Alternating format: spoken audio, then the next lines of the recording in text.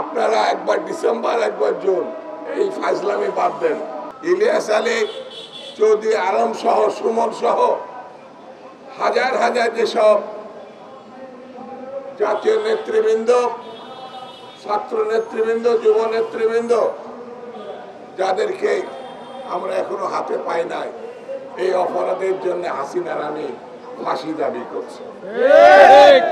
বিচার করবেন কি করবেন না আমরা বুঝতে পেরেছি। বিচার এতদিনে 8 মাস হয়ে গেল। প্রধান উপদেষ্টা সহ এই উপদেষ্টা মন্ডলের কোন দায়িত্বশীল নেতা উপদেষ্টা, ইলিয়াস আলী তো সাবেক সংসদ সদস্য বটে, তার বাসায় যাননি কেন? কিসের জন্য? আপনার কাজটা কি? যারা এই সরকার হাসিনার পতনের জন্য আন্দোলন করেছে, আপনারা তাদের বাসায় যাননি। আপনি 5 মাস ধরে পরে আপনারা গিয়েছেন গুমের যে ঠিকানা আয়না ঘর, সেখানে। সেই জন্য এই সরকারের কাজ কামে দেশবাসী খুবই উদ্বিগ্ন। তারা কি চায় সেটাও আমরা বুঝি না। বিএনপিকে পাশ কাটানোর জন্য, যাতে বিএনপি নির্বাচনের মধ্য দিয়ে, মানুষের সমর্থন আদায়ের মধ্য দিয়ে, ভোটের মধ্য দিয়ে সরকার গঠন করতে না পারে, সেই জন্য নির্বাচনকে এড়িয়ে যাওয়া হচ্ছে বলে আমরা মনে করি।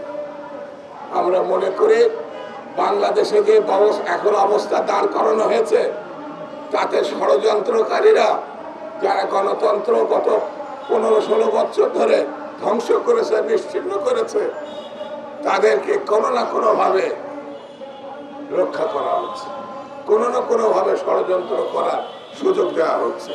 সেই জন্য আমি শুরুতেই বলেছি, বেশি কথা বলবো না, শুধু এতটুকু বলে যায়, গুম খুনের বিচারের উদ্যোগ নেন।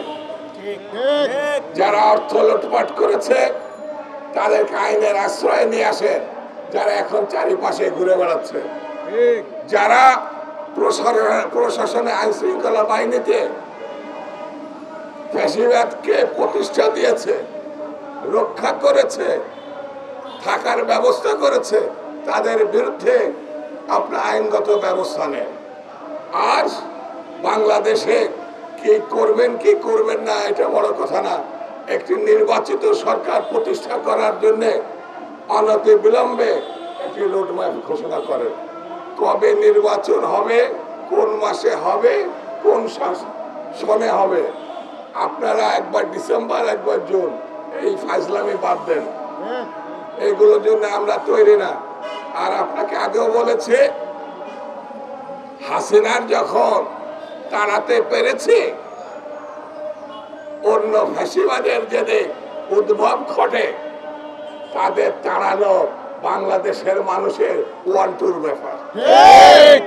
সেটি মাথায় রেখে কার্যক্রম নেবেন।